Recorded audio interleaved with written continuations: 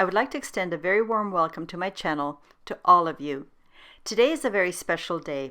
It happens to be my channel's 5th anniversary and my birthday. That is why I want to share this particular recipe, which is quite unique and absolutely delicious.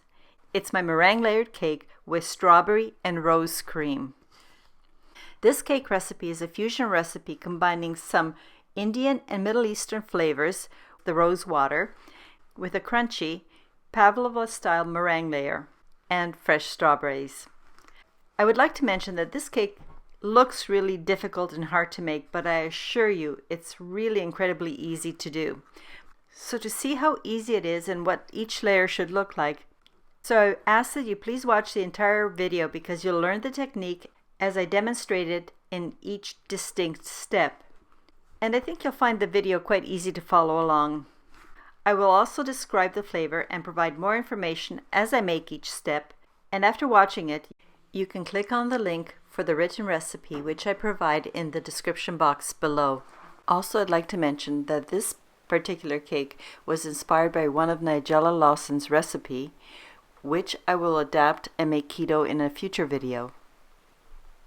The macronutrient ratio for each slice of this meringue layered cake with strawberry and rose cream is 5.5 to 1, with 5.8 grams of total carbs, 1.8 gram of dietary fiber, resulting in 4 grams of net carbs per generous serving.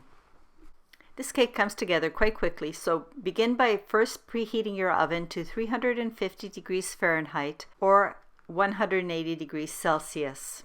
And I also think it's a good idea to prepare your pans. There are two ways you can do this. You can either use a baking sheet on which you have drawn the 8-inch or 20 centimeter circles. To ensure the right size for my circles, I use the bottom of my flan pan as a guide. Then, having drawn the circles, I flip the parchment over so that the marked side is facing down. Flipping it over, you'll still be able to see the outline. Or you can first line the bottom of an 8-inch or 20 centimeter round cake or flan pans with parchment paper. And then make sure that you lightly grease the sides of all 3 pans as I'm demonstrating here. And then set this aside. Next, to a clean bowl, add your room temperature egg whites.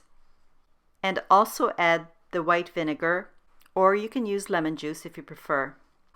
At which point, while still whisking, drop in your finely ground salt. Keep whisking until you get to the very light peak stage. This is the best time to start adding 1 tablespoon of your sweetener at a time.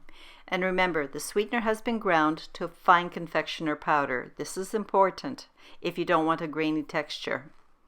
I also recommend that you continue whisking to incorporate the sweetener before adding each additional spoonful. Then just keep repeating until all the sweetener has been added. And the meringue is nice and glossy and at the stiff peak stage. And it's now time to add the chopped nuts.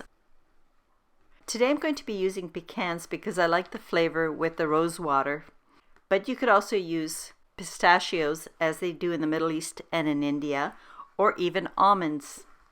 And whichever nut you choose to use, chop them into fairly small pieces. You don't want a flour consistency, but you do want even-sized small pieces. You want these nut pieces to create a bit of texture within the meringue so that it creates a bit of crunchiness within the smooth meringue layer. After you've added all the nuts and they're well folded into the meringue, it's now time to divide the batter into 3 equal portions. First, I'm going to pour 1/3 of the meringue into my prepared flan pan, and then use your offset spatula to even the surface. Since I only had 1 flan pan, I'm now also going to transfer 1/3 into each of the 2 drawn circles on my parchment-lined baking sheet. And then with the spatula, smooth the top to even out the thickness. Having done that, it's now time to place the meringues into the lower third of my preheated oven.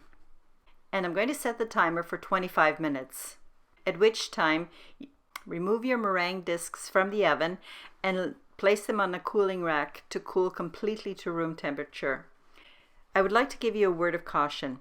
When you're peeling the meringue off the parchment, be very gentle and very careful. Pull evenly and gently so that your meringues don't crack. And while you're getting everything else ready, put them on a cooling rack to cool completely. It's really important that these meringues are at room temperature before you do the next few layers. You'll find that the exterior is a bit golden and crispy, but when you do end up cutting it, the interior is a bit softer, not as soft and gooey as a pavlova, but not crispy all the way through either. That's step one. But I would also like to mention that while my meringues were baking in the oven and cooling, I did the next two steps. First, I prepared my berries. For this dessert, I recommend strawberries. So cut off the green tops, then cut the strawberries into small, even pieces.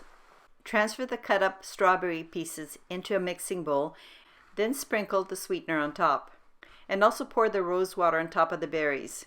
By the way, when you're looking for rose water, make sure that you're buying the sugar-free one. It should be just the flavorant like vanilla is. You can buy rose water online or any good Middle Eastern or Indian grocery store. Then gently toss the berries to combine everything together. Having tossed everything together, cover the bowl with cling wrap and set aside for a minimum of half an hour and up to an hour. When it's time to scoop out the strawberries, you'll notice that there's a fair bit of strawberry juice on the bottom. Don't discard this juice because if you want, I'll show you how to make a concentrated syrup out of it. My meringue isn't quite cool enough and I have a bit more time, so I'm going to also make my cream mixture. For this step, add your chilled whipping cream to your mixing bowl, your powdered sweetener. Begin by whisking your whipping cream to a medium soft stage. Add the rose water and then set this aside. In a separate bowl, add cream cheese and start whipping until the cream cheese is very soft and velvety. Then start scooping out a little at a time and adding it to the bowl with the whipped cream mixture, folding the cream cheese into the whipped cream mixture. Repeat with the second third and the last third until you have a velvety, homogeneous mixture. You'll probably have to wait a little bit before you're ready to assemble. Cover this bowl with the cream mixture and put it in the refrigerator until it will be needed a bit later. The meringue is nicely cooled to room temperature, so I'm going to lay some parchment on my serving tray and place the first disc flat side down onto the parchment paper. I'm also going to transfer the whipped cream mixture into a piping bag because that'll make it much easier to distribute nice and evenly onto each of the discs. I have found that squeezing out a perimeter onto the disc and then filling in the center works best for me. Next, spread 1/3 of the cream mixture on top of your first meringue disc. Then use your spatula to spread and even out this cream. A moment ago, I scooped out the strawberries with a slotted spoon and saved all my juice. Because I want a nice even layer of strawberries, I'm going to place them very carefully, starting with putting a nice perimeter on the outside so they can be seen in between the layers. And I continue doing this until I've distributed 1/3 of the strawberry pieces on this first layer. Then place the second meringue disc on top of your cream and strawberry layer. Repeat by spreading out the second layer of the cream mixture and the second layer of the drained strawberries exactly as we did for the first layer. And yes, you've guessed it, place the third meringue on top of this. Spread the rose cream mixture on top evenly, but this time we're going to distribute the strawberries a bit differently. Before doing that, I want to mention that you have an option.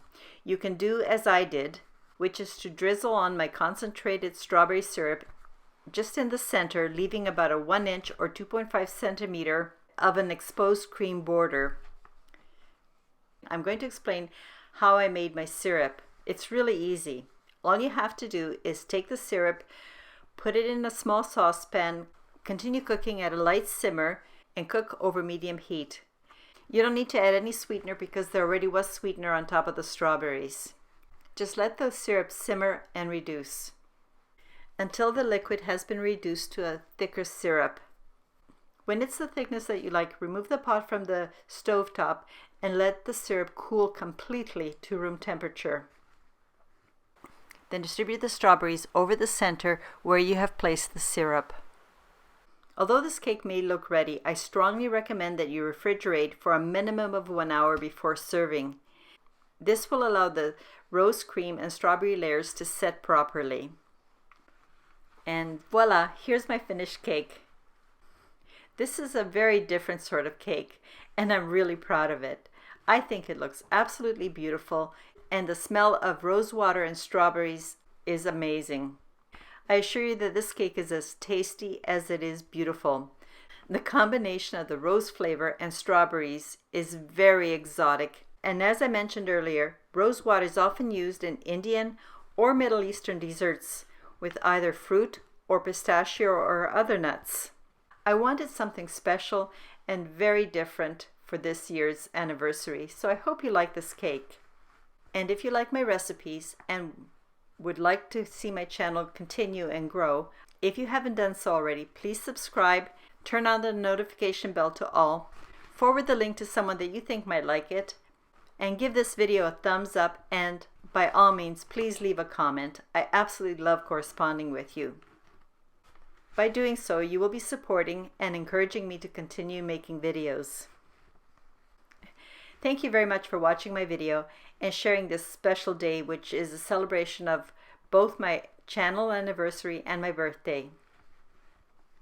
I feel very blessed because so many of you have become my YouTube friends. To everyone, stay well and have an amazing day. Cheers!